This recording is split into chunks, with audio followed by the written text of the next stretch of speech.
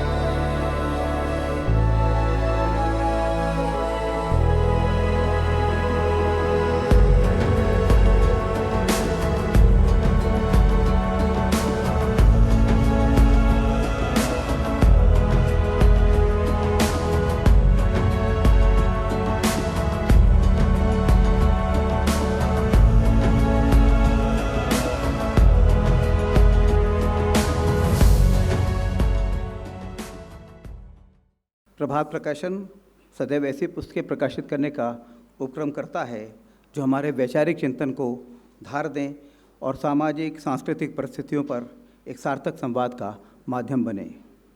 भारत में त्याग, समर्पण, निष्ठा का एक अनूठा परंपरा और अभ्यास रहा है। असंख्य जीवनदानियों ने राष्ट्र और समाज के लिए अपना सर्वस्व समर्पित कर दिया।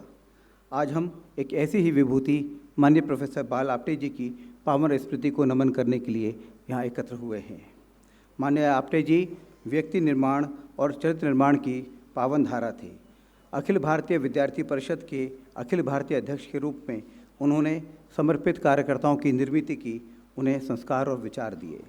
फिर राजनीतिक क्षेत्र में अपने अद्भुत कर्तृत्व से उन्होंने राजनीति में शुचिता, प्रामाणिकता और नैतिकता का अनुपम उदाहरण प्रस्तुत किया।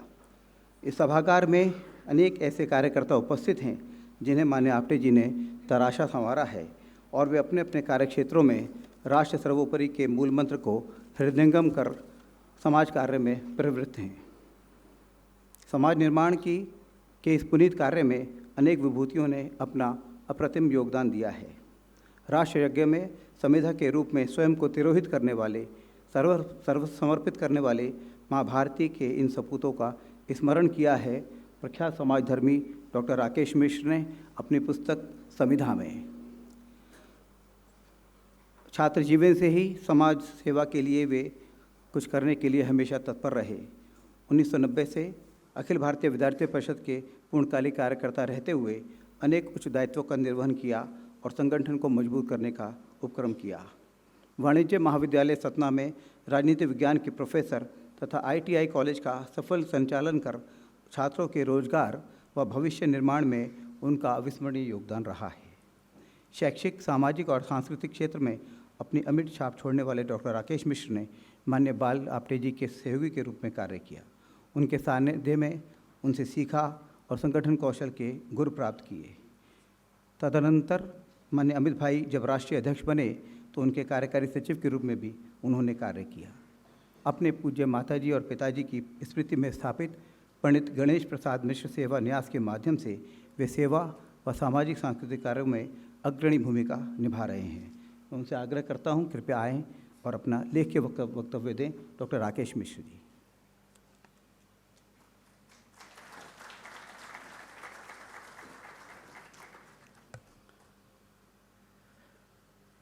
परम श्रद्धेय मान्यवर दत्तात्रेय होसबाले जी, अखिल भारतीय विद्यार्थी परिषद के समय से हमें महाकौशल प्रांत में सतना से जब थे तब से उनका लगातार उद्बोधन, शिक्षा आदि मिली। जैसे आदरणीय दत्ता जी, हमारे श्री भूपेंद्र यादव जी, दिल्ली में जब आपटे जी के साथ हम काम करते थे तो अधिवक्ता के रूप में भूपेंद्र जी से साक्षात्कार हुआ और उनकी सादगी, सरलता, शुचिता के साथ इतने प्रभावित थे कि वो लगातार हमें जब भी जो बताते हैं हमेशा उपलब्ध रहते हैं।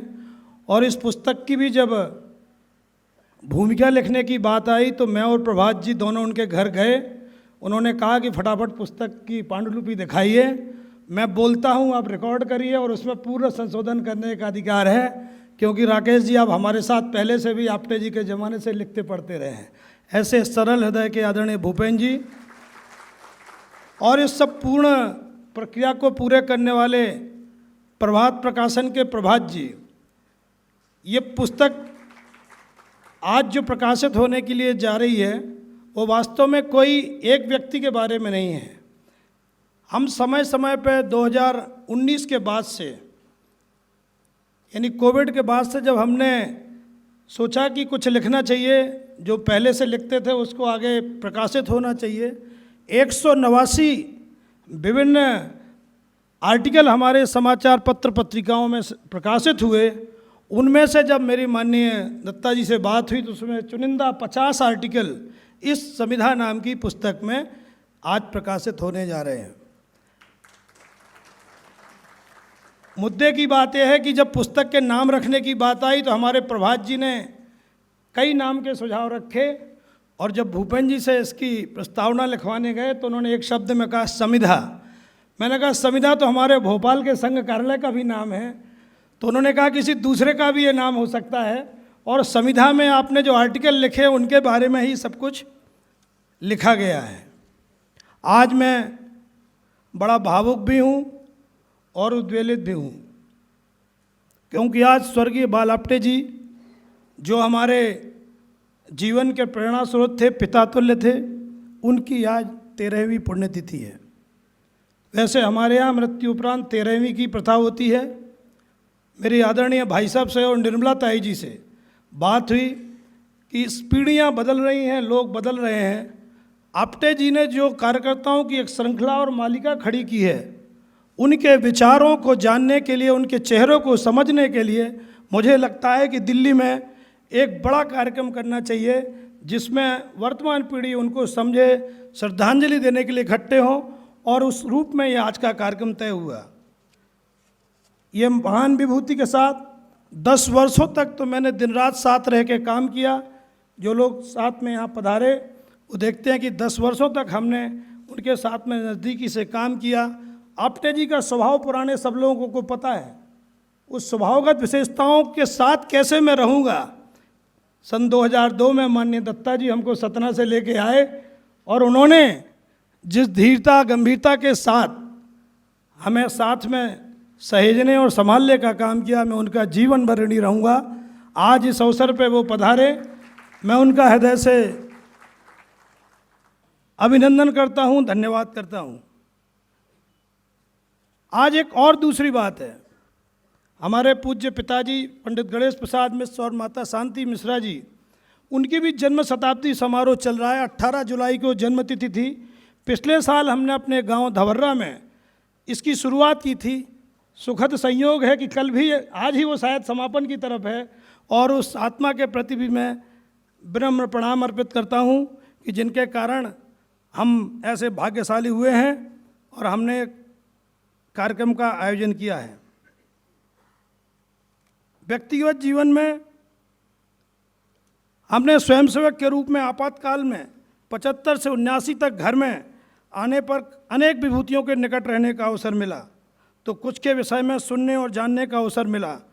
इसी क्रम में हमें इनकी आवश्यकता महसूस हुई कि हमारे आने वाली पीढ़ी भी अपनी विरासत को, विशिष्टता को जाने समझे। एक सांस्कृतिक समाज में अवसर विशेष का अपना अलग महत्व होता है और समसामयिक विषयों का ज्ञान मार्गदर्शन का कार्य करता है।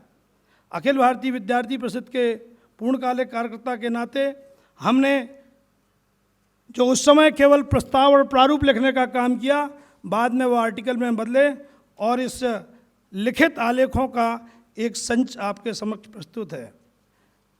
मैं आपको बता दूं कि आज इस कार्यक्रम में स्वर्गीय बाल आप्टे जी के प्रति श्रद्धा और प्रेम रखने वाले लोग तो आए ही हैं। पूरे देश भर में से मैं ऐसे चेहरे देख रहा हूं जिन्होंने हमारा व्यक्तिगत डिजिटल निमंत्रण मान के ही आज यहाँ पे आके अपनी भौतिक उपस्थिति दी है। मैं उन सब का हृदय से स्वागत, वंदन, अभिनंदन करता हूँ। इस पुस्तक में जो आर्टिकल आपको देखने मिलेंगे उनके बारे में थोड़ी एक चीज़ कहता हूँ। लिखा तो बहुत लोगों ने है, हमने थोड़ा अपने ढंग से लिखा है। मुझे श्रद्धेय अटल जी के साथ, श्रद्धेय अडवाणी जी के साथ, माननीय राजनाथ जी के साथ, गडकरी जी के साथ और श्रीमान अमित शाह जी अध्यक्ष के रूप में काम करने का नज़दीक से अवसर मिला। उनकी कार्यपद्धति देखते समझते हुए मैंने इन आलेखों में अपने विचारों को अभिव्यक्त करने की कोशिश की है। इसलिए यह पुस्तक देखने में लगेगी कि शायद जो है कहाँ से शुरू है कहाँ समाप्त है, तो इसका हर एक आर्टिकल का अपना अपना महत्व है और उस महत्व को आप जब गहराई से देखेंगे, आदरणीय विद्वज्जन दोनों महेश जी सामने बैठे हैं, मैं कहना चाहता हूं कि उसकी समीक्षा जरूर हमें एक बार बताएं। छात्र शक्ति, युवा शक्ति और नारी शक्ति, आज हमारे कार्यक्रम में श्रद्धेय निर्मला ताई जी जो मातृ स्वरूपा हैं वो आने वाली थी और उनकी 2 महीने पहले तैयारी हुई थी। प्रतिनिधि सभा के बाद ही हमने माननीय दत्ता जी का समय लिया था कि आज 17 जुलाई को 13 साल बाद आप्टे जी को पुनः श्रद्धांजलि एकत्रित करने आएंगे। उन्होंने तब से टिकट किया था। दुर्भाग्य ऐसा है कि उनकी पुत्री डॉक्टर जानवी केदारे अनेक लोग जानते हैं, कल अचानक गिर जाने के कारण उनके पैर में फ्रैक्चर हुआ, 4 सप्ताह का रेस्ट बताया और उनको स्वयं बुखार है। मगर उन्होंने कहा कि मैं एक भावमय कार्यक्रम में एक अपना वीडियो संदेश भेज रही हूँ, उसको जरूर पढ़ा जाए। मैंने कहा कि ताई ये तो हमारे बारे में ज़्यादा कहा है। बोले मैं आती भी तो भी यही बोलती, इसलिए शायद प्रभात जी ने उसको दिखाने की व्यवस्था की होगी। आज हमारे पास जो भी है, मैं कह सकता हूँ अखिल भारतीय विद्यार्थी परिषद के माध्यम से हमें जो शक्ति और भक्ति मिली है, मैं उसको चाहता हूँ कि आप सबके पास में भी पहुँचे, आप सब लोग इस कार्यक्रम में पधारे, इस पुस्तक के बारे में जरूर अपनी प्रतिक्रिया दें। प्रभात जी की एक पद्धति रहती है कि पुस्तक को ऐसे ही किसी को मत देना। हमको 1-2 लोगों ने प्रवेश करते समय कहा कि पुस्तक मिलेगी कि जुगाड़ करना पड़ेगी। मैंने कहा आज प्रभात जी की कुछ अपनी प्रकाशन की कार्यशैली में व्यवस्था रहती है, लेकिन हमने उनको विश्वास दिलाया कि हम सबको जो है उसको उपलब्ध कराएंगे और वो सबको आज नहीं तो कुछ दिनों में अवश्य मिलेगी। मित्रों, मैं उन सब के प्रति मन से आभार व्यक्त करता हूँ, धन्यवाद व्यक्त करता हूँ जिन्होंने छोटे से निमंत्रण को स्वीकार करते हुए यहाँ पे आए। मैं देख रहा हूँ जितने लोग यहाँ पे बैठे हैं उससे अधिक लोग खड़े हैं और उससे कई गुना लोग इसको सीधे लाइव चैनल और फेसबुक के माध्यम से देख रहे हैं। मैंने इस कार्यक्रम में स्थान क्या हो इसके बारे में अनेक विषय आए, लेकिन अंत में लगा कि कुछ ना कुछ तो हमें समय सीमा में और जगह में बांधना है और आज हम एनडीएम से इस कन्वेंशन सेंटर में आए हैं। हमको जो सवेरे पिक्चर दिखाई गई, आप्टे जी के बारे में श्रद्धांजलि सभा हुई, आदरणीय सुषमा जी ने, आदरणीय अडवाणी जी ने, आदरणीय डॉक्टर जोशी जी ने, आदरणीय गडकरी जी ने, अरुण जेटली जी ने जो संस्मरण सुनाए, कई लोगों ने उसको यूट्यूब में देख के आंखों में आंसू बहाए कि क्या यही आप्टे जी थे। आप्टे जी की जो बेवाक कथन होता था उसके बारे में हम सब लोग जानते हैं। आज इस श्रद्धांजलि सभा में और पुस्तक लोकार्पण के समय महानुभाव लोग हमें बताएंगे। मैं इतना केवल कहना चाहता हूँ कि आप्टे जी से जो हमने विचार जीवन में सीखे उसको जीवन भर चलाते रहूँ, मन में कोई द्वंद्व ना हो। इसी बात को कहते हुए मैं अपनी बात को विराम देता हूँ। बहुत बहुत धन्यवाद।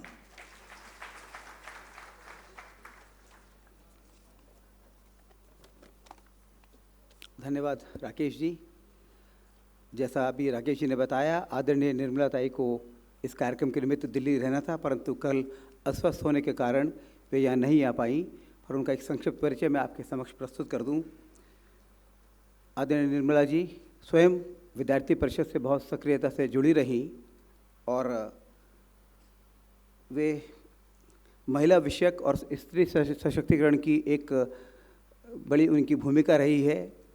महिलाओं के उत्थान और उन्नयन के लिए वे समर्पित रही हैं। उन्होंने भारतीय स्त्री शक्ति नाम के संगठन की वे संस्थापक अध्यक्ष भी रही हैं। तो मैं आग्रह करता हूं कृपया आदरणीय निर्मला ताई पर केंद्रित फिल्म का यहाँ प्रदर्शन, उनका जो एक संदेश आया है उसको यहाँ पढ़ा सुना दें।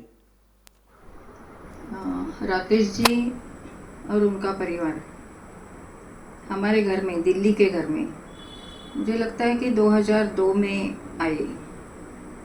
राकेश जी आप्टे जी के स्वीय सचिव करके हमारे यहाँ आए। तब तक मैंने उनको देखा भी नहीं था, मगर जब ही से वो आए और पूरा परिवार हमारे साथ रहने लगा, तब से लेकर आप्टे जी की टर्म पूरी होने तक 2012 तक हम दोनों परिवार एक दूसरे से बहुत जुड़े। इतना ही नहीं, राकेश जी और उनके परिवार ने आप्टे जी की बहुत देखभाल की जब मैं वहाँ पर नहीं रहती थी, और आप्टे जी ने भी उनके परिवार की ओर उसी दृष्टि से देखा। उनका परिवार जो गांव में है वो भी हमसे जुड़ गया, और मेरे भी और आप्टे जी के जो भी रिश्ते वाले थे वो भी राकेश जी के परिवार से जुड़ गए। अभी तक राकेश जी का उनको फ़ोन जाता है, मैसेजेस होते हैं, इन्हें इतना जुड़ाव हम दोनों परिवारों में है।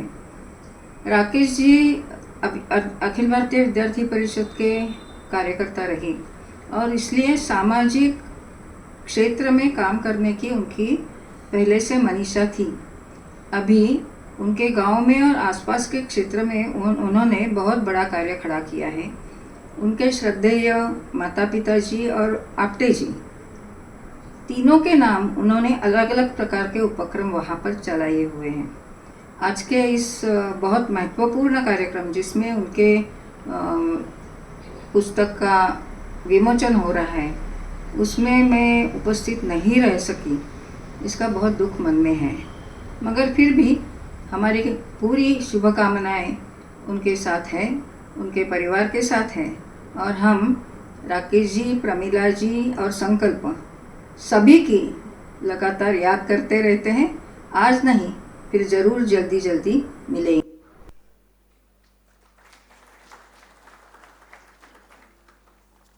देखिए कितना भावपूर्ण संदेश है ये। ऐसा लग रहा है वे यहाँ स्वयं उपस्थित होकर बोल रही हैं। मित्रों, वह क्षण आ गया जिसके लिए हम सब यहाँ एकत्र हुए हैं। मैं आदरणीय दत्ता जी भाई सबसे आग्रह करता हूँ, कृपया संविदा पुस्तक का लोकार्पण कर अनुग्रहित करें।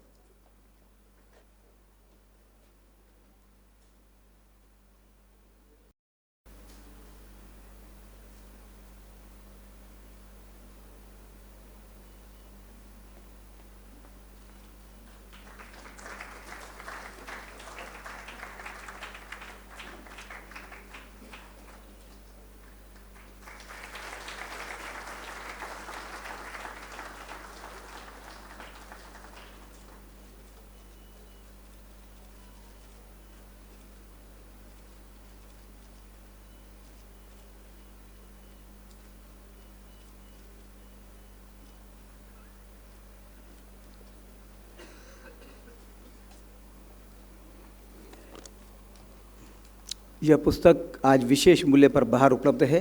आप में से जो लोग लेना चाहें वे ले सकते हैं।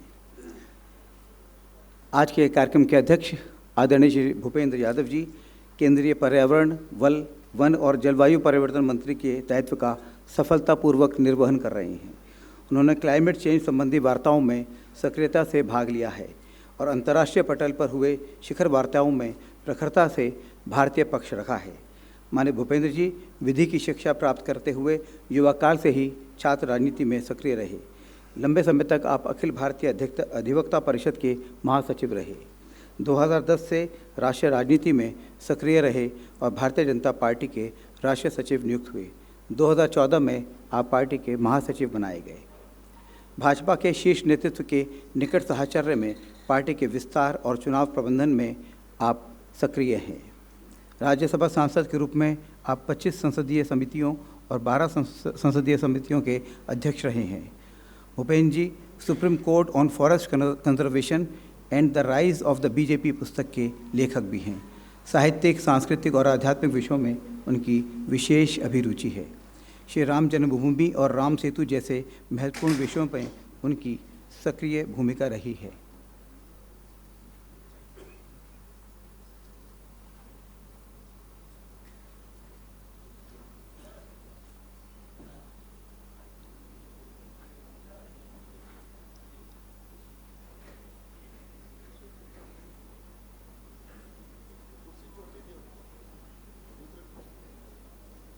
कुर्सी बदलवाता हूँ, कुर्सी बदलवा यहाँ से ले जाओ कुर्सी।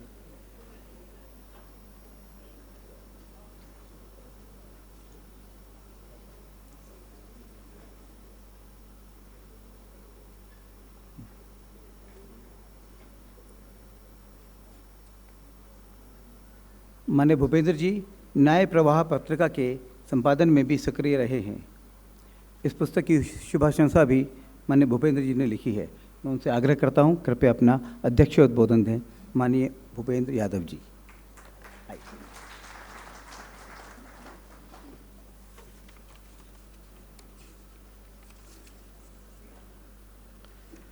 आज के इस पुस्तक विमोचन कार्यक्रम में हम सबके बीच में उपस्थित श्रद्धेय दत्तात्रेय जी, इस पुस्तक के लेखक हमारे मित्र डॉक्टर राकेश मिश्रा जी, प्रभात प्रकाशन के मालिक प्रभात जी, यहाँ उपस्थित मेरे से कई वरिष्ठ कार्यकर्ता पदाधिकारी और उपस्थित सभी प्रबुद्धगण, मैं सबसे पहले राकेश मिश्रा जी को बधाई देना चाहूँगा कि उन्होंने एक अपने विचारों के संकलन को पुस्तक के रूप में प्रकाशित किया। राकेश जी और प्रभात जी जब मेरे पास आए थे तो उन्होंने कहा था कि आप इस पुस्तक की प्रस्तावना लिखिए। मैंने कहा भाई मैं तो इतना योग्य नहीं हूँ। फिर भी मैंने उनकी पुस्तक की प्रतिलिपि को देखा और देखने के बाद मैंने कहा कि लंबे समय से जब सामाजिक राजनीतिक रूप में हम कार्यकर्ता के नाते काम करते हैं तो हमारे मन में स्वतः ही कुछ ना कुछ विचार आते हैं। वो विचार पर्यावरण को लेकर हो सकते हैं, प्रकृति को लेकर हो सकते हैं, त्यौहार को लेकर हो सकते हैं, जिन व्यक्तित्वों के संपर्क में हम आते हैं उनको लेकर के हो सकते हैं, परिस्थितियों में कोई राजनीतिक टिप्पणी होती है उसको लेकर हो सकते हैं। और इसलिए इस पुस्तक में कोई एक सिरे से नहीं अनेक स्फुट विचारों का प्रकाशन है और मैंने कहा कि इसलिए इसका नाम संविधा ही रखना चाहिए। एक लंबे समय से राष्ट्रीय विचार को लेकर के जिन्होंने भी कार्य किया है, माननीय आप्टे जी का आज हम स्मरण कर रहे हैं, वो सब हमारे लिए एक आदर्श उदाहरण की तरह हैं। उन्होंने अपने विचारों से, अपने कर्म से और अपने जीवन के आदर्श के साथ बहुत सारे इस राष्ट्र विचार के चलने वाले कार्य में एक संविधा के रूप में अपना योगदान दिया। संविधा का अर्थ ही है कि उसमें लकड़ी, सुगंधित पदार्थ, मेडिसिनल हर्ब्स और कई चीज़ों को हम समर्पित करते हैं अग्नि को, उसी को संविधा कहते हैं। मतलब अपने स्वाध्याय, अपने तप, अपने कर्म को एक निश्चित लक्ष्य के लिए हम लोग समर्पित करते हैं। मेरा सौभाग्य था कि विद्यार्थी परिषद के समय में तो हम बहुत छोटे कार्यकर्ता थे, आप्टे जी का कद बहुत बड़ा था, हम इतना नज़दीक कभी जा नहीं पाए। लेकिन जब वो दिल्ली आए तो अधिवक्ता परिषद के राष्ट्रीय महामंत्री के नाते मेरा उनसे मिलना हुआ और सुप्रीम कोर्ट में जब TMA पई का केस चला, क्योंकि विद्यार्थी परिषद से जुड़ा हुआ विषय था, आर्टिकल 29-30 का इंटरप्रिटेशन था, आप्टे जी उस विषय के अधिकारी थे। अधिवक्ता परिषद के कुछ कार्यकर्ताओं ने उसमें अपनी IA भी फाइल करी थी। आप्टे जी उस विषय में उस बैठक के नाते मैं आप्टे जी के चर्चा के लिए नज़दीक आने लगा। और उसके बाद उस समय लिब्रान कमीशन चलता था। लिब्रान कमीशन में मैं लालाराम गुप्ता जी को असिस्ट करता था, भारत सरकार के काउंसिल के नाते भी। तो अनेक विषयों पे आप्टे जी से चर्चा होती थी। फिर मेरे को उन्होंने कुछ अपने मुंबई के पर्सनल केस भी देने शुरू करे। ज़्यादातर उनके पास लेबर के इश्यूज आते थे या मुंबई स्ट्रीट वेंडर्स के इशू आए। लेकिन आप्टे जी हमारे लिए बहुत आदर्श श्रेष्ठ कार्यकर्ता थे। लेकिन मैंने एक चीज़ जो देखा आप्टे जी में कि वो जितने प्रतिबद्ध विचार के प्रति थे उतने ही अपने प्रोफेशन और क्लाइंट के प्रति बहुत प्रतिबद्ध थे। और सर्वोच्च न्यायालय में जो सीनियर एडवोकेट्स की फ़ीस होती है उससे अलग हटकर एक मानवीय अप्रोच के नाते लेबर्स के केस को लड़ना, स्ट्रीट वेंडर्स के केस को लड़ना, उसमें एथिकल अप्रोच होना, और फिर क्लाइंट मैं उनके जूनियर के नाते फाइल करता था तो उससे क्या बात करना, चिंता करना, एक बहुत ही आदर्श, अनुशासित, प्रोफेशनल एथिक्स हमें आप्टे जी के सीखने को मिला। और इसलिए मेरा सौभाग्य रहा कि वकालत के उन दिनों में अगर हम लोग कभी दाएं बाएं नहीं होते थे तो हमें लगता था कि आप्टे जी को असिस्ट करते हैं, ये महाराष्ट्र के और बाकी के एडवोकेट आएंगे तो अपना थोड़ा इमेज ठीक रहना चाहिए, इसलिए एथिकली ही चलना चाहिए। आप्टे जी का ऐसा नैतिक बल हमारे ऊपर रहा। 2010 में जब भारतीय जनता पार्टी के जाने का मेरे को सुयोग मिला तो मुझे अच्छी तरह ध्यान है कि इंदौर में टेंट में बड़ा कार्यक्रम हुआ था, तो हमारी कोई व्यवस्था नहीं थी, तो मुझे और धर्मेंद्र जी को आप्टे जी ने अपने टेंट में ही शरण दी।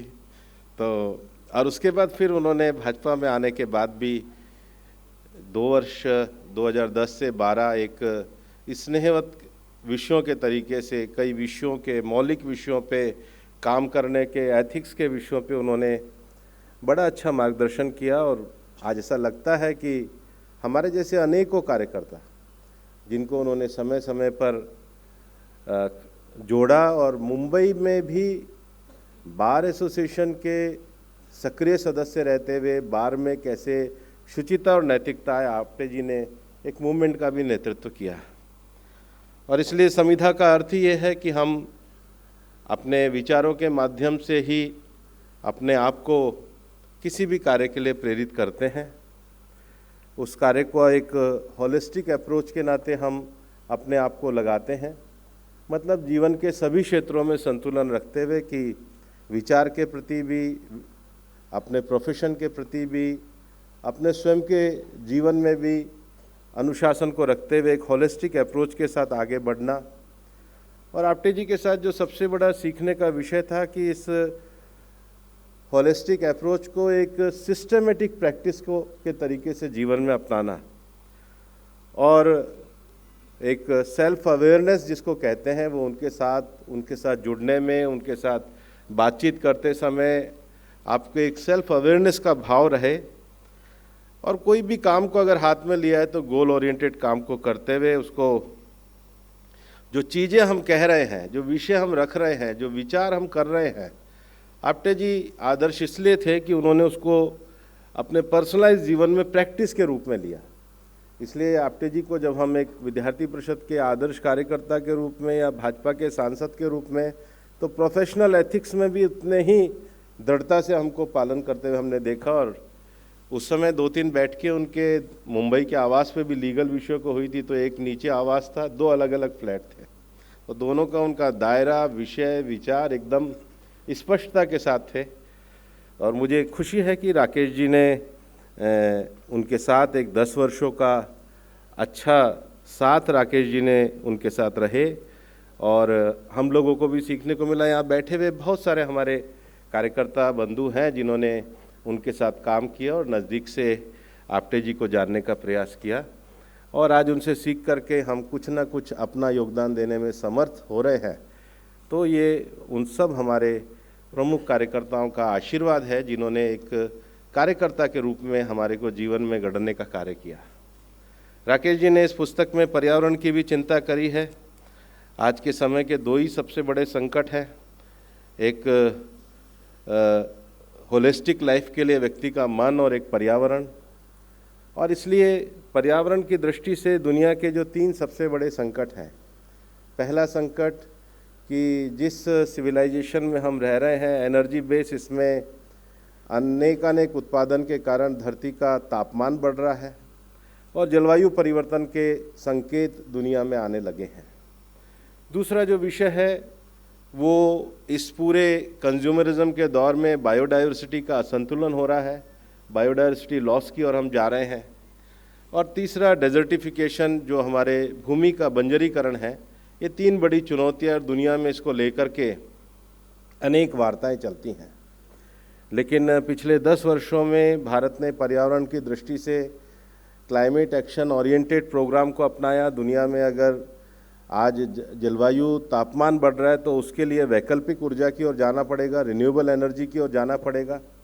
और इसलिए भारत ने इंटरनेशनल सोलर अलायंस बनाया, गुड़गांव में उसका हेडक्वार्टर बना, दुनिया के 137 देश उसके सदस्य बने। और हमने दुनिया में जो अपना टारगेट दिया एनडीसी का कि हम वैकल्पिक ऊर्जा में भारत को जो लक्ष्य हमें 2030 में प्राप्त करना था, इस देश की सामर्थ्य से हमने समय से 9 साल पहले वो लक्ष्य प्राप्त करके दुनिया को ये बताया कि बड़ी आबादी होने के बाद भी भारत अपने एनडीसीज के कंट्रीब्यूशन को आगे बढ़ाने में समर्थ है। दूसरा जो विषय है बायोडायवर्सिटी लॉस का, हम सब जानते हैं धरती के और तीसरा धरती के बंजर होने का। उसका सबसे बड़ा कारण है कि हम बहुत तेज़ी से अपने उपभोग की सामग्री में कई चीज़ों का इस्तेमाल करते हैं। उसका सबसे बड़ा तरीका इस धरती को देने का यही है कि हम एक पेड़ लगा करके इस धरती के प्रति अपनी कृतज्ञता अर्पित करें, क्योंकि इस संसार में दो ही लोगों का हम पे सबसे बड़ा एहसान होता है। एक हमारी माँ का, जिसने हमें जन्म दिया।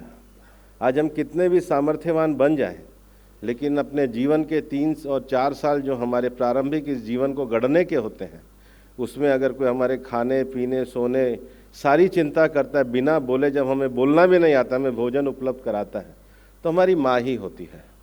और दूसरा, इंसान कितनी तरक्की कर ले, ऐसा माना जाता है कि 5 चीज़ें तो धरती ही देती है। पहला, अभी तक दुनिया में कोई ऐसी फैक्ट्री नहीं बनी जो अनाज का उत्पादन कर दे, फल का उत्पादन कर दे, औषधि का उत्पादन कर दे। अनाज तो धरती माता ही देती है। दूसरा, कोई ऑयल से हम बाकी चीज़ें यूज़ करते हैं, लेकिन ओरिजिनल ऑयल ये नेचर से ही आता है। तीसरा, जो एनर्जी बेस पे हम चाहे कोल से एनर्जी बनाएं, चाहे यूरेनियम से बनाएं, चाहे पानी से बनाएं, उसका जो लास्ट सोर्स है वो नेचर ही है, प्रकृति ही है। चौथा, जो भी औषधि दुनिया में बनेगी उसका भी लास्ट सोर्स नेचर है, प्रकृति है। और पांचवा, इस दुनिया में जितने भी स्पीशीज़ हैं उसमें एक ही स्पीशीज़ को कॉस्मेटिक की ज़रूरत होती है, वो इंसान, वो भी नेचर से ही आता है। ये 5 चीज़ें नेचर से ही आती है। और इसलिए नेचर के प्रति हमारी कृतज्ञता क्या है? एक अपनी माँ जिसने हमें जन्म दिया, और एक धरती माँ जो हमारा पालन पोषण करती है, उसके प्रति सबसे बड़ी कृतज्ञता यही है कि एक पेड़ माँ के नाम पे जरूर लगाएं। ये सबसे बड़ा अभियान है। माननीय प्रधानमंत्री जी ने इस अभियान को जो शुरू किया, आज 140 करोड़ से ज़्यादा पेड़ लगे और पर्यावरण के प्रति एक जागरूकता अपने राष्ट्रीय विचार के लोगों ने भी पूरे देश में जो बहुत बड़ी खड़ी करी है, पर्यावरण के प्रति, धरती के साथ हमारे संपर्क के प्रति खड़ी करी है, वो सबसे बड़ा कार्य है। और दूसरा, एक जो बड़ा विषय आता है मिशन लाइफ का, एनवायरनमेंट फ्रेंडली लाइफस्टाइल का, क्योंकि ये जो पूरा कंज्यूमरिज्म जो चल रहा है, और इसलिए environment friendly lifestyle mission life के जो 7 आयाम लेकर के हम चलते हैं। पहला, दुनिया में इस बात की आवश्यकता है सेव एनर्जी। एनर्जी का अंधाधुंध उपयोग हमें कहीं नहीं ले जाएगा, तो सेव एनर्जी। दूसरा, save food. Wastage of food जो है वो हमारे लिए भी नहीं है, पशु पक्षियों से लेकर सबके लिए हिस्से को इंसान लेता है, इसलिए सेव फूड। तीसरा जो सबसे बड़ा विषय है वो सेव वाटर है। और चौथा जो बड़ा विषय है, जितने बड़े शहर हम बनाते जा रहे हैं उसमें सॉलिड वेस्ट मैनेजमेंट है, क्योंकि हर इंसान और कुछ करता नहीं करता है, कचरा जरूर रोज़ निकालता है, लेकिन जो कचरा हम फेंक रहे हैं उसका सॉलिड वेस्ट मैनेजमेंट है। पांचवा जो सबसे बड़ा इशू है कि धरती पे इंसान ने जो नई चीज़ खोजी है वो प्लास्टिक है, डिजिटल चीज़ें हैं, तो ई वेस्ट मैनेजमेंट। और जो छठा सबसे बड़ा विषय है जिसके कारण हम बारिश में भी देखते हैं हमारी सारी नालियाँ नगर चौक हो जाते हैं, वो हमारा विषय सिंगल यूज़ प्लास्टिक है। इसलिए ban of single use plastic या उसके अल्टरनेट पे जाना होगा, तभी शहर सुंदर बना पाएंगे। और जो 7वां अंतिम विषय है वो एनवायरनमेंट फ्रेंडली या हेल्दी लाइफस्टाइल। वो हेल्दी लाइफस्टाइल आज सबके लिए ज़रूरी है। और इसलिए जो 7 विषय हैं ये पर्यावरण की दृष्टि से भी मिशन लाइफ, जिसको प्रधानमंत्री जी ने ग्लासगो की कॉप में पूरे दुनिया के सामने कहा, और यूएन जनरल सेक्रेटरी ने भी आकर के भारत की इस मान्यता को स्वीकार किया। और यही कारण है कि पेरिस एग्रीमेंट में ये लिखा गया, पेरिस एग्रीमेंट में लिखा गया कि हम दुनिया की उन सांस्कृतिक मान्यताओं का सम्मान करते हैं जो पृथ्वी को मातृवत मानते हैं। ऐसा अगर दुनिया पर्यावरण संकट के लिए सुलझाने के लिए काम करती है, और अब मिशन लाइफ के कारण दुनिया के हर पर्यावरण के डॉक्यूमेंट में जो लिखा जाता है कि इस धरती को एक सस्टेनेबल डेवलपमेंट चाहिए, एक बैलेंस लाइफ स्टाइल चाहिए, वो भारत और भारतीय विचार पद्धति में ही आ सकती है।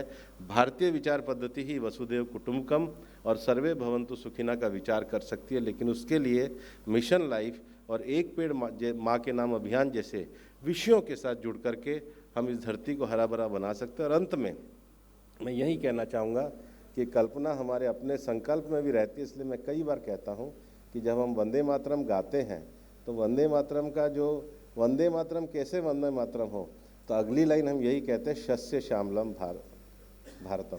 शस्य श्यामल मतलब हरा भरा, ऐसी धरती की कल्पना करते हैं। और इसलिए संविधा पुस्तक जो राकेश जी ने लिखी है, इस संविधा में जो राष्ट्रीय विचार वाले अनेकों लोगों ने अपने जीवन का सर्वस्व इस देश के लिए लगाया है, वो शस्य श्यामलम भारतम बनाने के लिए करा है। एक ऐसा भारत जिसमें इकोलॉजी और इकोनॉमी का संतुलन होके दुनिया में वसुधैव कुटुंबकम और भारत की श्रेष्ठता का मार्ग प्रशस्त हो। ये पुस्तक भी उसमें अपना योगदान करेगी। बहुत बहुत धन्यवाद। जय हिंद, जय भारत।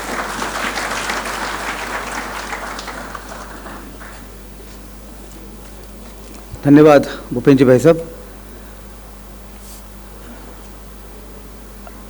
हमारे अभिभावक, मार्गदर्शक आदरणीय दत्तात्रेय होसबाले जी संघ के माननीय सरकार्यवाह हैं।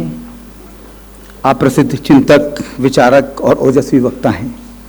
देश समाज की सामाजिक सांस्कृतिक घटनाओं पर उनकी पैनी दृष्टि रहती है। उनका गहन अध्ययन एक समरस, सशक्त, समन्वित समाज बनाने के लिए अग्रसर है। आप अनेक भारतीय और विदेशी भाषाओं के मर्मज्ञ विद्वान हैं। उनके चिंतनपूर्ण लेख नियमित प्रकाशित होकर हमें प्रेरणा देते हैं, ऊर्जा देते हैं। उनके शब्द और विचार हमारा पाथेय हैं। मैं उनसे आग्रह करता हूँ, कृपया आए, हमें संबोधित करें। माननीय दत्ता जी।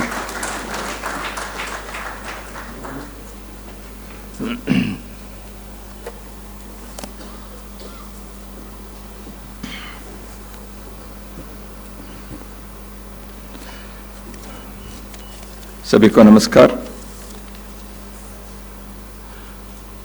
आज इस सारस्वत कार्यक्रम ऐसे जिसको प्रभात जी ने संकेत दिया, पुस्तक लोकार्पण के इस कार्यक्रम के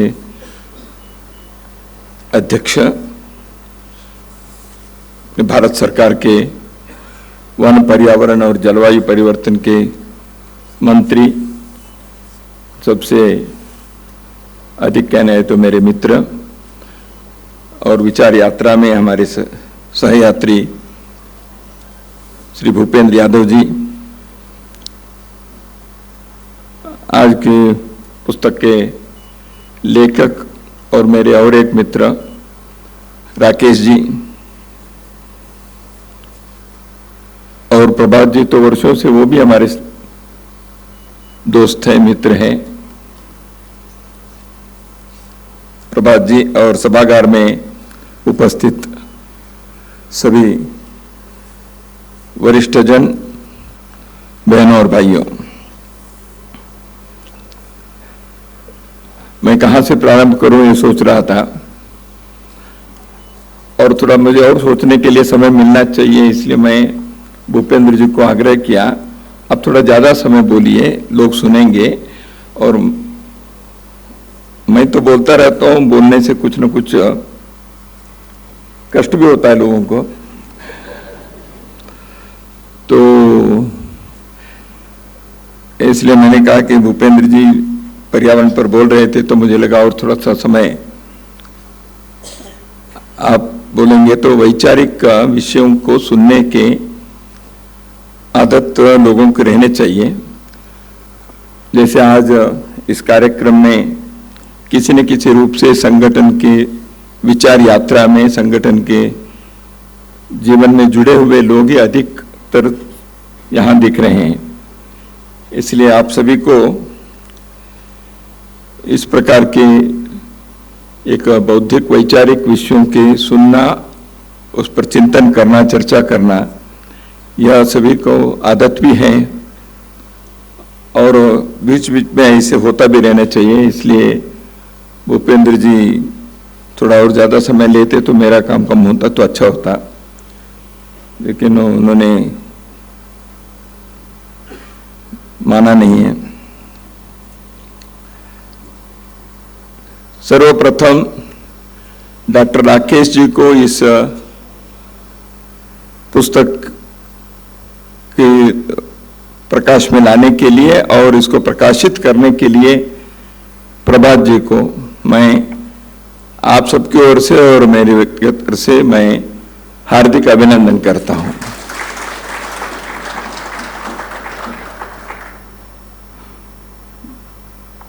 पुस्तकें तो बहुत प्रकाशित होते हैं, लेखक भी बहुत सारे हैं और सिद्धहस्त लेखक जिनके कलम में शक्ति है, प्रेरणा देने की क्षमता है, भाषा को समृद्ध करने के सामर्थ्य है, ऐसे लेखनी के विचार के लेखक बहुत हैं और उनके कारण समाज में विचार प्रभावित भी होते हैं, वो स्वागतार्ह हैं। लेकिन राकेश जी एक सामाजिक कार्यकर्ता हैं, लेखक के नाते उनके कोई छवि परिचय उस प्रकार नहीं है। यद्यपि उन्होंने जैसे उल्लेख किया लगभग 150 लेख वो लिखे हैं जो छपे हैं, तो इसलिए विभिन्न विषयों के बारे में चिंतन करना, अध्ययन करना, लोगों से बात करना और उसको विचार में व्यक्त करने के लिए लेखन के द्वारा प्रयत्न करना यह आसान नहीं होता है। इसी बात को अपने भूमिका में भूपेंद्र जी ने कही है। सोचते तो बहुत लोग हैं, विचार तो करते ही हैं, लेकिन लेखन के द्वारा उसको प्रकट करने का कई सभी लोगों के सामर्थ्य नहीं रहता। और मेरे जैसे लोग कहते हैं लेखन क्यों लिखते नहीं, तो मैं कहता हूँ समय नहीं रहता। समय नहीं रहता ऐसा नहीं है, लेखन लिखने की आदत नहीं है, क्षमता नहीं रहती, तो हम समय नहीं रहते ऐसे कह के बचते हैं। तो मेरे जैसे लोग बहुत रहते हैं। तो लेकिन इतने संगठन के, पार्टी के 2500 काम के बीच राकेश जी विभिन्न विषयों पर लेख लिखे हैं और इस पुस्तक के अंदर जैसे अभी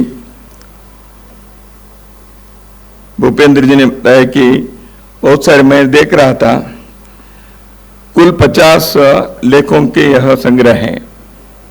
बहुत सारे लेखों को उन्होंने छोड़ दिया और इसमें भारत के वर्तमान लोकप्रिय प्रधानमंत्री जी के बारे में 6 लेख हैं अलग अलग विषयों को लेकर। ऐसे भारत के और एक अत्यंत जनप्रिय राजनेता और प्रधानमंत्री रहे, ऐसे अटल जी के बारे में भी 6 लेख हैं। और इन दोनों को प्रेरणा स्रोत जो रहे, दीनदयाल जी के बारे में भी 5 लेख हैं। इसके अतिरिक्त सरदार पटेल जी के बारे में, मदन दास जी के बारे में ऐसे भी लेख हैं। प्रसंगवश लेख भी हैं, जैसे आपने अभी पर्यावरण के उल्लेख किया, नारी मुक्ति के विषय हो सकते हैं, धारा 370 के संदर्भ में हो सकते हैं, कश्मीर की समस्या, संस्कृत भाषा या भारतीय भाषा, ऐसे विभिन्न विषयों पर भी आपने लगभग 16-17 लेख इसमें हैं। विद्यार्थी परिषद के बारे में 2-3 लेख हैं, बालाप्टे जी के बारे में 3 लेख हैं, सरदार पटेल, मदन दास जी, अमित शाह ऐसे हैं। भारत के सांस्कृतिक दृष्टि से महात्मा बुद्ध के बारे में, धन्वंतरी के बारे में, परशुराम के बारे में 1-1 लेख हैं। तो चयन कैसे किया मैं सोच रहा था, तो जैसे अपने भूमिका में भूपेंद्र जी ने कहा है कि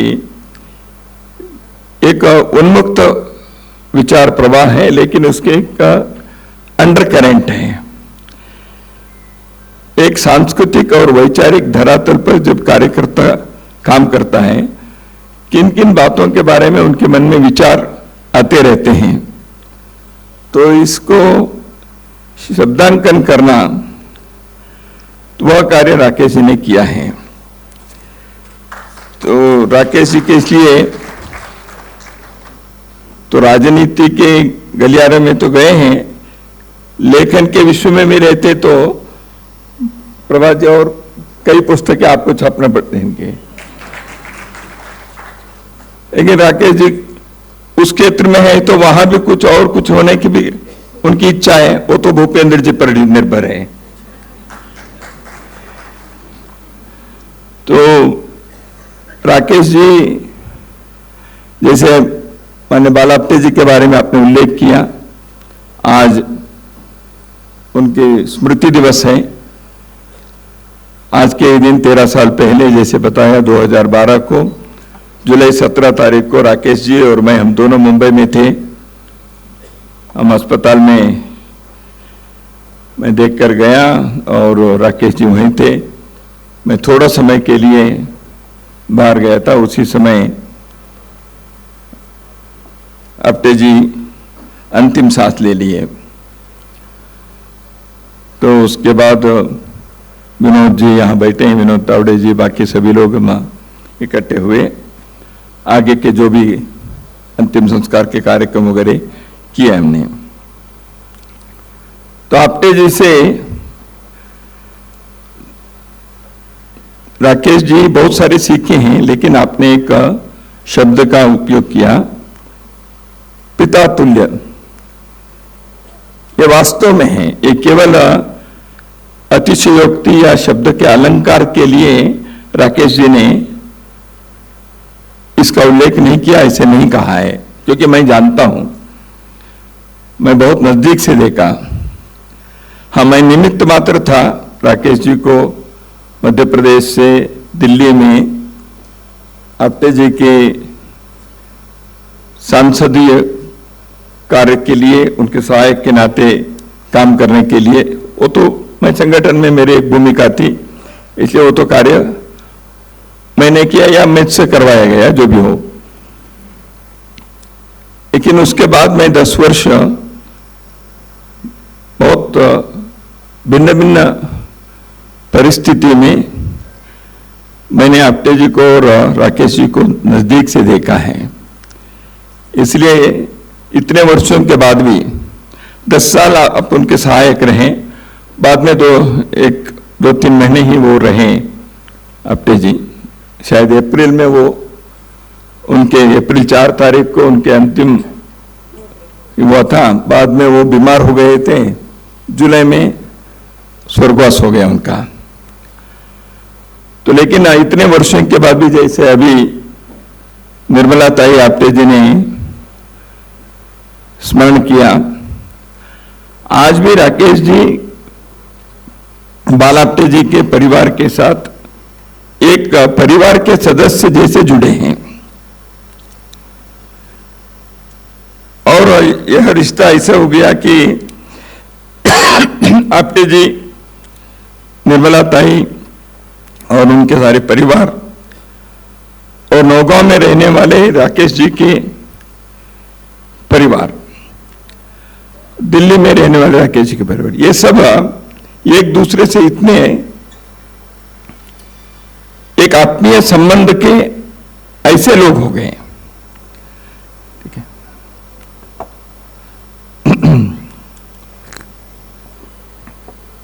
तो इसलिए पितृतुल्य जब आप कहते हैं, सच में है।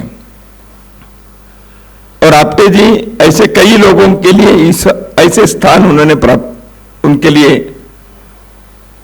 कई लोगों के मन में है, ऐसे स्थान पर वो रहे, विद्यार्थी परिषद में कार्य किए या समाज जीवन में कार्य करने वाले बहुत सारे लोगों के लिए आप्टे जी उसी स्थान पर रहे। राकेश जी सार्वजनिक जीवन में विद्यार्थी परिषद ने अपने कार्य प्रारंभ किया, लेकिन दिल्ली आने के बाद जब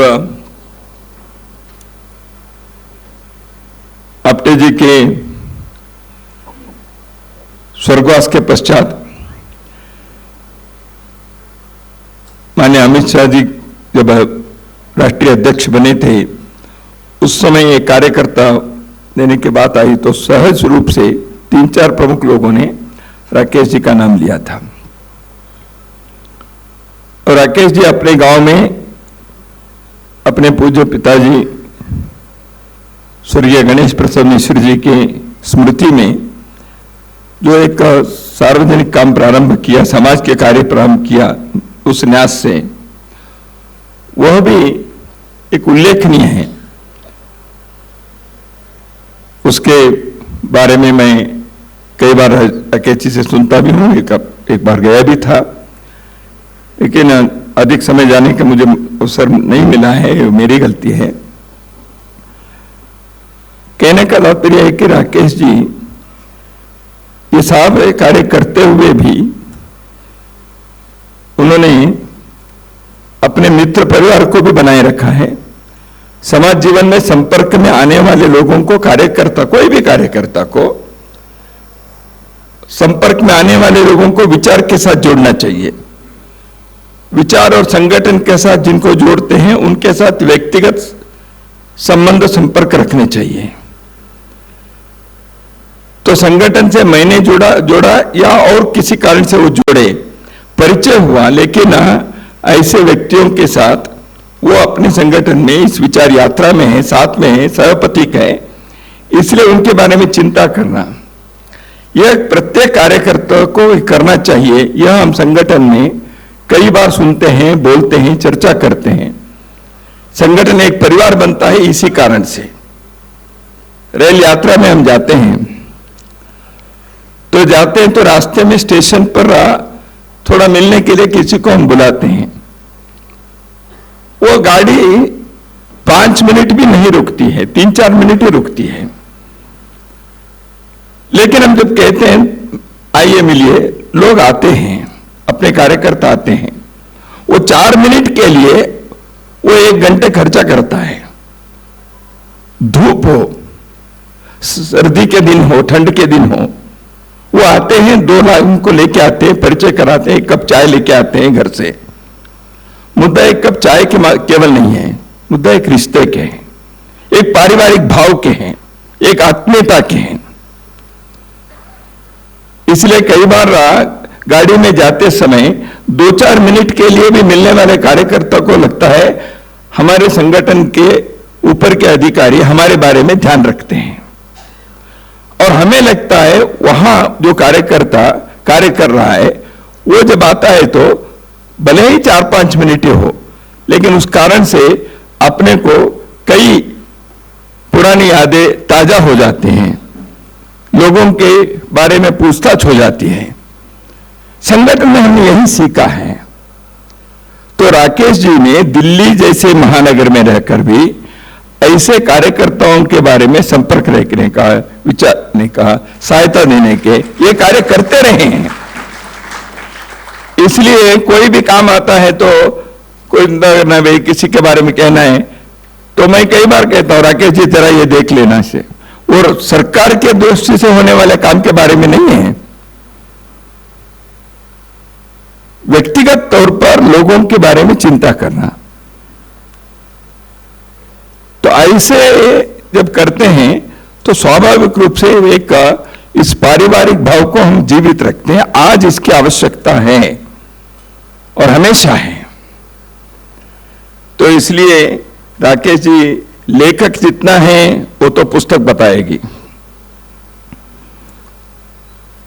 लेकिन वो मित्र हैं ये उनके जीवन बताता है और अपने अनुभव बताता है। मित्र के बारे में कहते हैं, सन्मित्र कौन है? पापा निवारयति योजयति हिताय, गुह्यम निगूहयति, गुणान प्रकटीकरोति। और ऐसे करने वाले कार्यकर्ता और लोगों को, अपने मित्र को गलत काम न करे, इसलिए पाप करने से उनको रोकना चाहिए। मित्र का काम होता ही है। दूसरा, अच्छी बात क्या है उस पर ले जाने के लिए प्रेरित करना चाहिए। अपने बारे में जो कुछ राज है, प्राइवेसी है, वो अपने मित्र को मालूम है, लेकिन उसको प्रकट नहीं करेंगे, किसी को नहीं बताएंगे, उसको बचा के रखेंगे। और हमारे अंदर के छोटे गुण जो भी हैं उसको भी बड़ा करके लोगों को बताएंगे। प्रकृति गुणान प्रकृति करोति। और जब संकट आया हाथ नहीं छोड़ते। अद्रहम न जहाती। और एक गुण यानी ददाति काले, जब समय पर सहायता करते हैं, एडवाइस देते होंगे, मटेरियल सहायता करते होंगे। सन्मित्र लक्षणमिदं प्रवदन्ति संतः। संत लोगों ने कहा ऐसे लोग सन्मित्र है। राकेश जी जैसे सन्मित्र इन गुणों के धनी बनते हैं। तो इसलिए राकेश जी लेखक से अधिक मेरे लिए ऐसे एक मित्रता है। ठीक है, वो राजनीति क्षेत्र में हैं, वहां कार्यकर्ता हैं, विद्यार्थी परिषद में रहे हैं, ये सब निमित्त है हम एक दूसरे से परिचय होने के लिए। तो ऐसे राकेश जी ने जब कहा कि पुस्तक, तो मैंने पूछा इसके शीर्षक क्या है। उन्होंने भूपेंद्र जी का नाम लेकर बताया, संविदा रखे हैं। बहुत अच्छी बात। शायद मुझे पूछते तो मैं ये शीर्षक नहीं देता, तो इसलिए अच्छा हुआ। और नाम रखने का काम प्रचारक को कम लगता है, हमको मौका नहीं मिलता। नाम रखने का काम गृहस्थ लोगों को भगवान ने दिया है, तो इसलिए अच्छा ही हुआ।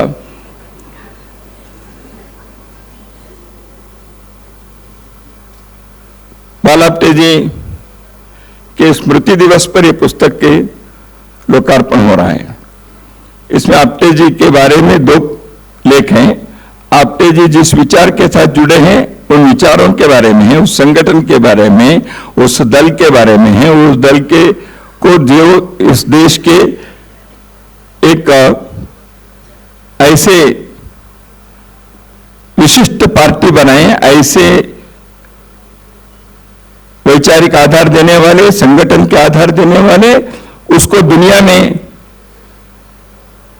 परिचय कराने वाले ऐसे लोगों के बारे में यहां है। तो बालाप्टे जी के बारे में उल्लेख आया ही है। वर्षों तक उनके साथ काम करने का मौका मुझे मिला। यहां बैठे हुए बहुत सारे लोग मैं देखता हूं, उन सभी को मिला है। इसलिए मैं ही केवल भाग्यवान हूं ऐसे भी नहीं है, या मैं जो जानता हूं वही परिपूर्ण है ऐसे भी नहीं है। मुझसे भी अधिक जानने वाले, अनुभव करने वाले लोग यहां सभागार में बैठे हैं। बालाप्टे जी संगठन के लिए जिए, देश के लिए उन्होंने कार्य किया। एक गृहस्थ के नाते उन्होंने अपने जीवन में पहले प्रोफेसर रहे, एडवोकेट रहे। उन्होंने उस कार्य को केवल धनार्जन के लिए, अर्थार्जन के लिए नहीं किया, उसको भी एक मिशन के नाते उन्होंने किया।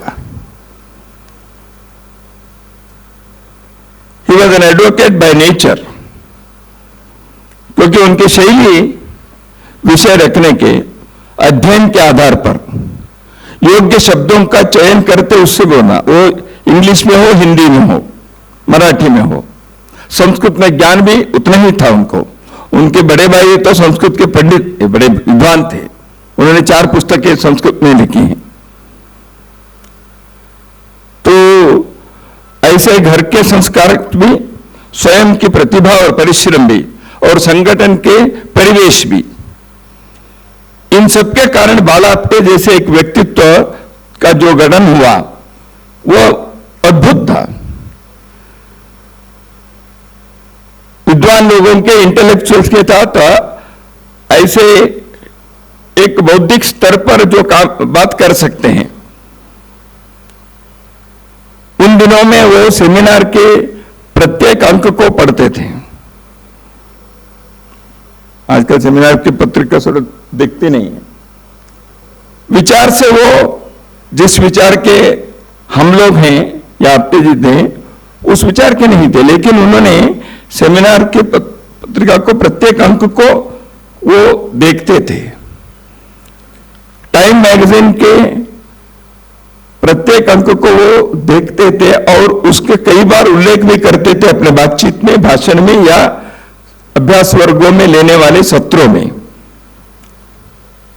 यानी दुनिया के बारे में जानकारी रखना, समग्रता से देखना, गहराई से अध्ययन करते हुए अपने विचार को परिपक्व बनाना, दकियानुसी के आधार पर नहीं चलना, आधुनिकता के मूल में नहीं पड़ना, लेकिन जीवन में एक वैचारिक संतुलन को, बौद्धिक समझ को उन्होंने ऐसे प्रदर्शित किया। इसलिए उनके वाणी और लेखनी दोनों ऐसे रहे, वो अद्भुत था। तो उन्होंने संगठन के बारीकी से लोगों को समझाया और वो स्वयं उसके पहले समझे। ठीक है, यशवंतराव केलकर, मदन दास जी, इनके साथ उन्होंने कार्य किया, लेकिन उनका एक अधिकार था लोगों को, कार्यकर्ताओं को बताने के लिए। गलती करने वालों को तुम गलती कर रहे हो ऐसे कहना आसान नहीं होता, हम संकोच में पड़ते हैं, क्योंकि अब मैं कह दिया तो बाद में पूर्वाग्रह होता है। ये गलती क्या, मैंने एक बार उनको कह दिया, बाद में अपने मन में भी एक पूर्वाग्रह हो जाता है उसके बारे में, या उनको हो जाता है ये तो ऐसे हमारे बारे में कहेंगे, इसलिए एक बाद में एक दूसरे के सामने आना, आंखों से मिलाना मुश्किल हो जाता है। लेकिन आप्टे जी के जीवन में ऐसा नहीं हुआ। उन्होंने, कार्यकर्ताओं ने गलती की है तो गलती के बारे में उतनी ही व्यग्रता से, कठोरता से ये ठीक करना चाहिए, क्योंकि संगठन की दृष्टि से ये ठीक होना चाहिए, इस प्रकार के कहने का उनका नैतिक अधिकार था और वो उस प्रकार के करने में संकोच नहीं रखा। लेकिन ऐसे करने के बाद भी मनुष्य, जो कार्यकर्ता के अंदर जो व्यक्ति है, मनुष्य है, उस मनुष्य को उन्होंने देखा। उनके प्रति प्रेम और आत्मीयता तिलमात्र भी कम नहीं हुई। यह आसान नहीं होता जी। मैं कई लोगों के बारे में जानता हूं, उन्होंने आप्टे जी के सामने जाने के लिए डर होता था किसी को भी, क्योंकि आप्टे जी क्या कहेंगे। लेकिन आप्टे जी उतने ही प्रेम मूर्ति थे। कहते हैं ना, वज्रादपि कठोरानी मृदूनि कुसुमादपि, वज्र जैसे कठोर और पुष्प जैसे, फूल जैसे कोमल, ये दोनों उनके व्यक्तित्व में अनुभव किया हमने, मैंने भी स्वयं अनुभव किया है, और बहुत सारे कार्यकर्ता यहां जो बैठे हैं आप लोगों ने भी अनुभव किया है। कार्य पद्धति के बारे में उनका आग्रह हमेशा रहता था। सामूहिकता, कार्यकर्ता के स्तर नीचे हो सकता है, मुझसे अनुभव में कम होगा, आयु में वो छोटा होगा, लेकिन वो कार्यकर्ता है, संगठन में एक दायित्व में है, हमारे टीम में है, तो उनके साथ बैठना चाहिए, उनके बात सुनना चाहिए। यह आप्टे जी ने वर्षों तक चलाया। सप्ताह में एक दिन होने वाले मुंबई महानगर के विद्यार्थी परिषद के टीम, आप्टे जी राष्ट्रीय अध्यक्ष रहे, उसके बाद भी राष्ट्रीय अध्यक्ष तो वो 79 तक थे, 75 से 79, बीच में 2 वर्ष इमरजेंसी हो गए, उस समय वो जेल में रहे। 79 के बाद वो विद्यार्थी परिषद के अध्यक्ष नहीं रहे। 99 तक उन्होंने विद्यार्थी परिषद में एक अभिभावक के काम किया फॉर 20 लॉन्ग ईयर्स। अध्यक्ष नहीं थे वो, पदाधिकारी नहीं थे, लेकिन हर सप्ताह मुंबई के कार्यालय में फटे हुए दरी पर आकर बाकी कार्यकर्ताओं के साथ बैठकर अपने डायरी लेकर आना, पिछले बैठक में क्या हुआ है, इसको देखकर क्या हुआ, आगे के क्या हुआ।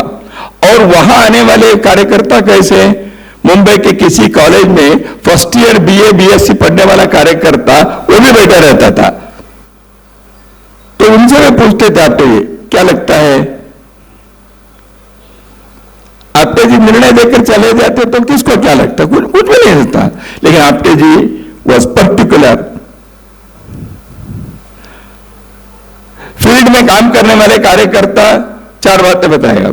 आपटे जी पूछेंगे, ये कार्यालय में बैठे हुए व्यक्ति, इसके क्या लगता है। कई बार क्या होता है, फील्ड में रहने वाले लोगों के लिए सब जानकारी है, भाई कार्यालय में बैठने वालों को जानकारी नहीं है। आपटे जी सोचते थे वो कार्यालय में बैठे हैं, तुमने उनको कार्यालय का काम दिया, बट ये जो कार्यकर्ता, ये जो सोच है संगठन में प्रत्येक व्यक्ति के बारे में ध्यान रखना, उनके भी एक कंट्रीब्यूशन है, वो भी उसकी भी एक भूमिका है। उस भूमिका को हमें महत्व देना। व्यक्ति को गढ़ना कैसे होता है, ऐसे बारीकी से मनुष्य के बारे में सोचना। जैसे मैंने कहा, आपटे जी गलती किए तो छोड़ते नहीं थे, लेकिन कार्यकर्ता के बारे में आत्मीयता से उतने ही। आपटे जी के दिमाग बहुत जबरदस्त था, दिल भी बड़ा था, जेब भी बड़ा था। कार्यकर्ताओं के लिए खर्चा करने में कभी उन्होंने हिचकिचाए नहीं। 20 उदाहरण हम जानते हैं। आपटे जी वैसे बहुत धनी व्यक्ति नहीं हैं, लेकिन उनके जो कमाई में कई कार्यकर्ताओं के लिए उन्होंने जो सहायता की है वो वापस नहीं आया है, आएगा नहीं मालूम था उनको, उन्होंने किसी को बताया तक नहीं है। क्यों ऐसे करना था, क्या संबंध है। आपटे जी ने ऐसे एक एक के बारे में ऐसे उनके सुख दुख के साथ रहे। और हर वर्ष होली के दिन होली खेलने के लिए मुंबई के कार्यकर्ता आएंगे। बाद में 11-12 बजे आपटे जी के घर पे आते हैं। यहाँ विनोद जी बैठे हैं, कई बार विनोद जी, मैं, हम लोग मिलेंगे, मराठी भी कहीं होंगे यहाँ, सुनील जी भी कई बार इस पर भाग लिए होंगे। हम आपटे जी के घर जाते थे, उनको गुलाल रंग से सब करने के बाद आपटे जी अपने जेब से पैसे निकाल के देते हैं और हम जलेबी और पकोड़े लेके आते हैं। कई बार हमने किए। आपटे जी के उस दिन होली खेलने में, वो तो बहुत लोग करते ही है, लेकिन उनके साथ होली खेलना चाहिए, ये कार्यकर्ता उनको लगता था। आपटे जी प्रखर विचार रखने वाले थे, वो असर्टिव थे, एग्रेसिव नहीं थे। उनकी भाषा में एक रोशनी थी, एक नयापन होता था। विद्यार्थी परिषद के आइडियोलॉजिकल डिस्कशन में, उसके इंटेलेक्चुअल आर्गुमेंट्स में नए शब्दों के और उसकी अवधारणा को बताने के लिए आपटे जी ने जो योगदान दिया है, वह विद्यार्थी परिषद के लिए बहुत बड़ी पूंजी है वैचारिक दृष्टि से। यह बाला साहब का एक योगदान रहा है। और किसी किसी भी विषय को तर्क के आधार पर, तथ्य के आधार पर सामने वालों को समझाने की दृष्टि से और दूरदृष्टि से यह आप्टे जी ने किया था। तो इसलिए बाला साहेब आप्टे जी के स्मृति दिवस में उनके स्मृति के प्रति मैं नम्रतापूर्वक नमन करता हूं। आप्टे जी जैसे व्यक्ति आज जैसे संदर्भ में रहना चाहिए था, ऐसे बार बार मुझे व्यक्तिगत रूप से भी और संगठन के कार्य करते हुए भी लगता है, क्योंकि एक कॉन्शियस कीपर होते हैं लोग। हाँ भाई, इनके पास पाकर बताएंगे तो सही मार्ग मिलेगा। और भूपेंद्र जी से कहा तो एक नैतिक अधिकार होने के कारण आप्टे जी है तो हम दाएं बाएं न करें, ये हमारे ऊपर एक नैतिक नियंत्रण कहीं तो रहेगा, यह भी आवश्यक है। विचार के द्वंद्व जब आता है, अल्लोल कल्लोल होता है, उस समय सही दिशा देने वाले कोई एक दीप स्तंभ चाहिए, लाइट हाउस चाहिए। आप्टे जी वो थे। इसलिए कई बार संगठन के अपने इस जीवन में बार बार लगता है आप्टे जी जैसे लोग एक नहीं कई चाहिए, आप्टे जैसे लोग रहना चाहिए था, ऐसे हमको लगता है। लेकिन विधि ने, दैव ने अलग सोचा, दैवी योजना अलग थी, तो आप्टे जी हमारे बीच नहीं रहे। उन्होंने आंदोलन में, कश्मीर के आंदोलन था उसमें भाग लिए कार्यकर्ता जैसे। असम में जाने था तो विमान से जाने के लिए उन्होंने सोचा, बाद में कार्यकर्ताओं के साथ जाना चाहिए, इसलिए स्लीपर क्लास में सबके साथ चले, कार्यकर्ता के साथ कार्यकर्ता बनकर रहना। और अपने क्षेत्र में जिसका उल्लेख थोड़ा भूपेंद्र जी ने किया, वेस्टर्न इंडिया एडवोकेट्स एसोसिएशन, उसके वो अध्यक्ष रहे।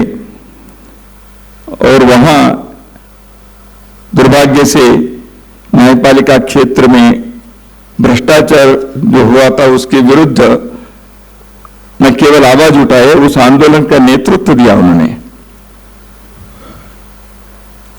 ये सामान्य बात नहीं थी। नैतिक बल नहीं है तो ये नहीं कर सकते, तो उन्होंने उसको भी अपने जीवन में दर्शाया। ऐसे आप्टे जी ने राकेश जी को स्वाभाविक रूप से, जो राकेश जी ने अपने वक्तव्य में उल्लेख किया, ऐसे राकेश जी या मेरे या यहाँ सभागार में बैठे हुए बहुत सारे लोगों के लिए उन्होंने विचार दिए, संभाला हमको, अभिभावक रहे। मैंने अभी विनोद तावड़े जी से इस सभागार में आने से पहले पूछा, आप्टे जी के बारे में एक वाक्य में आप बताओ। विनोद जी ने कहा, हम संगठन के बारे में, हमारे व्यक्तिगत है तो मदन दास जी के पास जाते और वैचारिक है तो आप्टे जी के पास जाते थे, क्योंकि एक हमको संभालते हैं, दूसरे हमको विचार देते, मार्ग दिखाते हैं। तो आज पर्यावरण के संदर्भ में भूपेंद्र जी ने कुछ बातें बताई। गंभीर चुनौती है, इस दृष्टि से आपने उन विषयों का हम लोगों के सामने रखा। मैं उसके महत्व को न कम आंकता हूं या आपके सामने उसके बारे में मेरा संपूर्ण, उन्होंने जो कहा उसके साथ सहमत हैं। पर्यावरण के, परिवेश के दो प्रकार के प्रदूषण हैं, एक बाहर के हैं, एक हमारे अंदर के हैं। तो बाहर के जो प्रदूषण है, मालिन्य है, उस चुनौती के साथ हमने अपने को तो सामना करना है, लड़ना है। उसको ठीक करने के लिए जीवन शैली बदलना पड़ेगी। पर्यावरण की रक्षा के लिए अपनी जीवन शैली को बदले बिना पर्यावरण की रक्षा नहीं होती। उपभोगवाद के बारे में भूपेंद्र जी ने उल्लेख भी किया है। मनुष्य के अंदर के जो प्रदूषण है, अनैतिकता के, भ्रष्टता के, अहंकार के, अपने को, समाज को, दूसरों को धोखा देने के, आलस्य के, आक्रमण्यता के, ये जो प्रदूषण है यह भी उतना ही गंभीर है। मनुष्य को इससे भी बचाना चाहिए, प्रकृति को उस प्रदूषण से बचाना चाहिए। तो क्योंकि जीवन बचने के लिए, जीवन अर्थपूर्ण होने के लिए, जीवन की सार्थकता के लिए, जीवन की सफलता के लिए, इन दोनों दृष्टि से आज चुनौतीपूर्ण समय पर हम हैं। इसको ठीक करना पड़ेगा। इसलिए संघ ने पंच परिवर्तन के बारे में जो विचार किया, एक सामाजिक समरसता के, इसलिए क्योंकि समाज के अंदर की एक समस्या है, वहां के उस परिवेश को ठीक करना पड़ेगा। लेकिन वो समाज में प्रकट हुआ है, लेकिन वो भी मन से शुरू हुआ है, अपने आचरण से, व्यवहार से वो प्रारंभ हुआ। एक दूसरे के साथ ऊंच नीच सोचने का, मेरा पराया सोचने का। पर्यावरण के बारे में आपने कहा ही है, अपने देश के स्वत्व को जागृत करना, दुनिया के साथ लड़ाई नहीं, संघर्ष नहीं, द्वेष नहीं, नफरत नहीं, दुनिया के साथ हम कोई दरवाजा बंद करके रहना चाहिए, ऐसे नहीं है। हम तो सारी दुनिया के साथ आलिंगन करने के लिए निकले हुए सभ्यता है, लेकिन उसके साथ साथ हम अपने स्वत्व को भूलें, अपने स्वयं के जो सामर्थ्य है, इस देश की जो संस्कृति है, वह हमारी है, इसलिए हमारा अहंकार नहीं है, यह मानवता के लिए आवश्यक है, इसलिए हमारा आग्रह है। तो वो चाहिए तो एक समाज उसके आधार पर, उसके मार्ग पर जीने के सीखेगा, तब हम दुनिया को बता सकेंगे। केवल ग्रंथों में है, म्यूजियम में है, इतिहास में है, इसलिए हम बड़े हैं, इसे बताने से कोई सुनने वाला नहीं होगा। समाज ऐसे जी रहा है, तब दुनिया को हम बता सकते हैं। ऐसे समाज का निर्माण करना आज की आवश्यकता है। इसलिए भारत जब विश्व के अंदर अपने प्रतिभा से, परिश्रम से, पराकाष्ठा से, नेतृत्व के कारण जब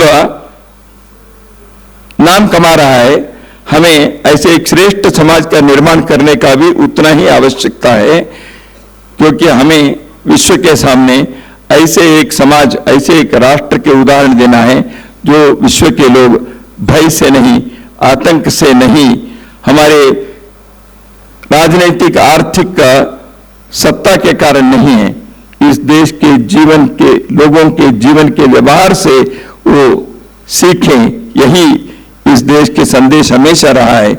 ऐसे समाज का निर्माण करना चाहिए। बाल आप्टे जी उस प्रकार के विचार के प्रतिनिधि थे, उसको उन्होंने रखा था। इस पुस्तक में, समिधा इस पुस्तक में राकेश जी ने उन्हीं विचारों को अपने शब्दों में रखा है। भूपेंद्र जी ने उस विषय के एक आयाम को बताया, मैंने दूसरे आयाम को बताने के लिए विचार किया। बहुत बहुत नमस्कार, धन्यवाद।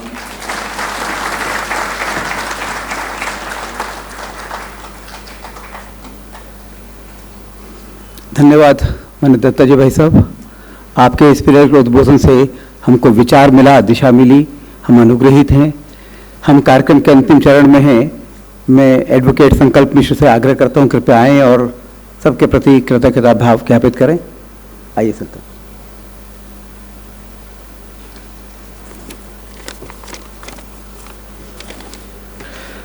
आदरणीय मुख्य अतिथि राष्ट्रीय स्वयंसेवक संघ के सर कार्यवाह माननीय श्री दत्तात्रेय होसबोले जी, केंद्रीय वन, पर्यावरण एवं जलवायु परिवर्तन मंत्री माननीय श्री भूपेंद्र यादव जी, मंचासीन प्रकाशक मान्यवर प्रभात जी, साहित्य अनुरागी गणमान्यजन तथा मेरे परम स्नेही अतिथिगण, सप्रेम नमस्कार। सर्वप्रथम मैं प्रखर राष्ट्र चिंतक, मनीषी तथा विचारक माननीय प्रोफेसर बाल आप्टे जी की 13वीं पुण्यतिथि के अवसर पर उन्हें सादर नमन करते हुए अपनी भावभीनी श्रद्धांजलि अर्पित करता हूं। आज का यह सुअवसर हम सभी के लिए अत्यंत गौरवपूर्ण है, जहां हम साहित्यिक कृति समिधा के लोकार्पण हेतु एकत्रित हुए। एक ऐसी रचना जो न केवल शब्दों का संग्रह है, अपितु चिंतन, साधना और आत्मिक समर्पण की भाव यात्रा है। मैं सर्वप्रथम हमारे मुख्य अतिथि, राष्ट्र विवेक के प्रति पितृतुल्य श्री दत्तात्रेय होसबोले जी के प्रति अपना गहन कृतज्ञता व्यक्त करता हूं, जिन्होंने अपने अमूल्य समय से इस समारोह की गरिमा की अभिवृद्धि की है। आपके विचारोत्तेजक और भावपूर्ण शब्द हम सभी को चिंतन एवं प्रेरणा से समृद्ध कर गए। मैं इसी कार्यक्रम के अध्यक्ष माननीय श्री भूपेंद्र यादव जी का हार्दिक आभार व्यक्त करता हूं। आपकी उपस्थिति ने इस आयोजन को विशेष गरिमा प्रदान की है।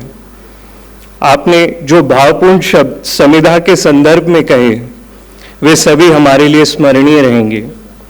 आपका सानिध्य व प्रेम हमें बचपन से मिला, जब आप्टे जी सुप्रीम कोर्ट में प्रैक्टिस किया करते थे। मैं विशेष रूप से आदरणीय ताई निर्मला आप्टे जी के प्रति भी कृतज्ञता ज्ञापित करता हूं, जो स्वास्थ्यवश भौतिक रूप से उपस्थित न हो सकी, किंतु उन्होंने डिजिटल माध्यम से अपना स्नेहाशीष प्रदान कर हम सभी को अनुग्रहित किया। समिधा केवल एक पुस्तक नहीं है, अपितु विचारों की एक यात्रा है, एक आत्मिक समर्पण है, जो पाठकों के अंतर्मन को आलोकित करने का सामर्थ्य रखता है। इस पुस्तक के लेखक आदरणीय डॉक्टर राकेश मिश्रा जी के प्रति मैं आभार व्यक्त करता हूं, जिनकी लिखनी से आज हम सब एकत्रित होने का अवसर मिल पाया। इस अवसर पर देश के विभिन्न राज्यों से पधारे माननीय मंत्री, सांसद, विधायकगण, अखिल भारतीय विद्यार्थी परिषद के कार्यकर्ता, अधिवक्ता वृंद, हमारे आत्मीय मित्रगण, समस्त शुभ चिंतकों को कोटिशः आभार प्रकट करता हूं, जिनकी उपस्थिति से इस आयोजन को एक महोत्सव का स्वरूप प्रदान हुआ है। इस आयोजन की सफल परिणति में जिन भी सभी सहयोगियों का योगदान रहा, आयोजन समिति, तकनीकी सहयोगीगण, मंच परिकल्पना दल, इलेक्ट्रॉनिक व प्रिंट मीडिया और विशेषकर उपस्थित आप सभी सम्मानीय अतिथियों का आप सभी को मैं हृदय से गहराइयों से धन्यवाद ज्ञापित करता हूं। आपके सहयोग, स्नेह और सहभागिता के बिना यह आयोजन संभव नहीं हो पाता। अंत में मेरी मंगल कामना है कि समिधा की यह दीप शिखा साहित्य चेतना के आकाश में दीर्घ काल तक प्रकाश फैलाती रहे और मनुष्यता के हृदय में नूतन आलोक संचारित करती रहे। आप सभी का पुनः सहृदय धन्यवाद। अब वंदे मातरम होगा। आप सबसे आग्रह है कृपया अपने स्थान पर खड़े हो जाएं। हमारे मित्र राजेंद्र जी से मैं आग्रह करता हूं कृपया आएं, और इसके उपरांत ऊपर जलपान की व्यवस्था है। आप सबसे आग्रह है कृपया जलपान ग्रहण करके यहां से प्रस्थान करें। आइए।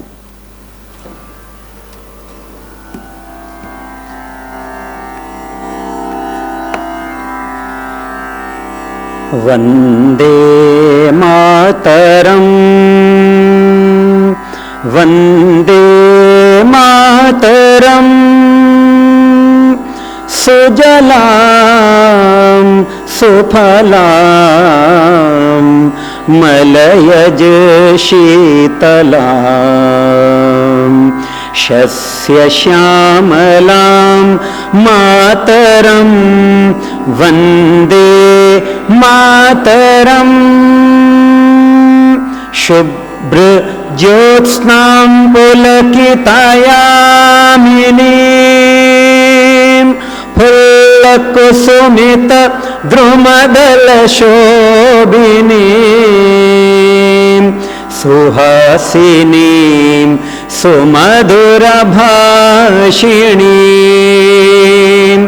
सुखदां वरदां मातरं वन्दे मातरम् कोटि कोटि कंठ कल कल निनाद कराले कोटि कोटि भोजय धृत खर करवाले अबला के नो माए तो बोले बहुबला धारिणीं नमामि तारिणीं रिपुदला वारिणीं मातरं वन्दे मातरम्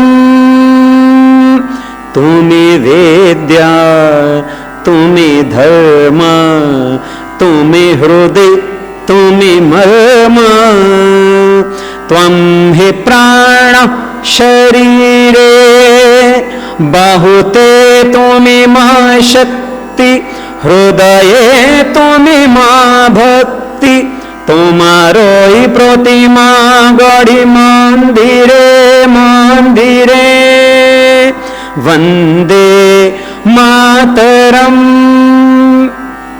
त्वं हि दुर्गा दश प्रहरण धारिणी कमला कमल दल विहारिणी वाणी विद्या दायिनी नमामि त्वां नमामि कमलाम् अमलाम् अतुलां सुजलां सुफलां मातरं वन्दे मातरम् श्यामलां सरलां सुस्मितां भूषितां धरिणीं भरिणीं मातरं वन्दे मातरं